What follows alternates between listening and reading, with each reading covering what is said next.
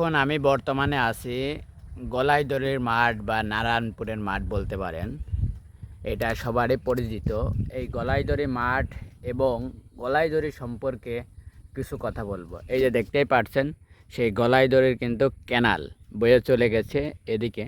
আর আমি কিন্তু এখন বর্তমান সে মাঠের ভিতরে আছি। এই যে বরজ, এই যে দেখতেই পাচ্ছেন, জায়গাটা দেখে আপনাদের চেনা চেনা মনে হচ্ছে, খুব পরিচিত রাস্তা মনে হচ্ছে। আজকে আমি এই রাস্তা বা এই মাঠে সম্পর্কে কিছু বলবো।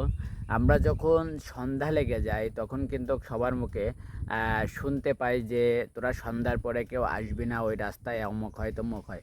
এখন আপনাদের কাছে আমি জানতে চাই, আমি বাপ চাচাদের বা অন্যদের কাছ থেকে বহুত কথা বা বহুত গল্প শুনেছি এই রাস্তা সম্পর্কে, এই গলাইদড়ি সম্পর্কে। এখানে নাকি খারাপ কাজ হয় রাত্রে, আপনার আগে রাত্রে গেলে নাকি গাড়ি ঘোড়া কেড়ে নিত, হ্যান ত্যান নানান রকমের কথা শুনেছি। আপনারা যদি এটার যদি কোনো অবগতি থাকেন বা জেনে থাকেন, অবগত থাকেন বা জেনে থাকেন কি হয়, বা এটা আদৌ কি সত্য না মানুষের এটা বিভ্রান্ত, না এ পূর্বে কিছু হয়েছিল এখন হয় না, এই সম্পর্কে জানাবেন।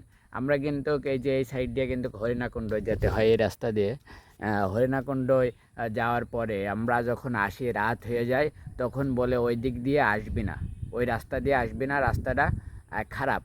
এটা কিন্তু আমরা প্রায়ই শুনতে পাই। এটা কি আসলেও সত্য না মিথ্যা, আপনারা একটু কমেন্ট করে জানায়েন প্লিজ।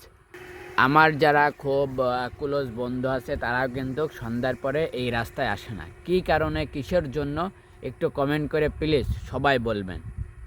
সবাই কিন্তু এই রাস্তা বা এই গলাইদড়ি সম্পর্কে সন্ধ্যার পরে আসতে ভয় পায়, নির্জন জায়গা, এই কারণে। কিন্তু আমরা এর থেকেও কিন্তু অনেক অনেক জায়গা পেরিয়ে আসি।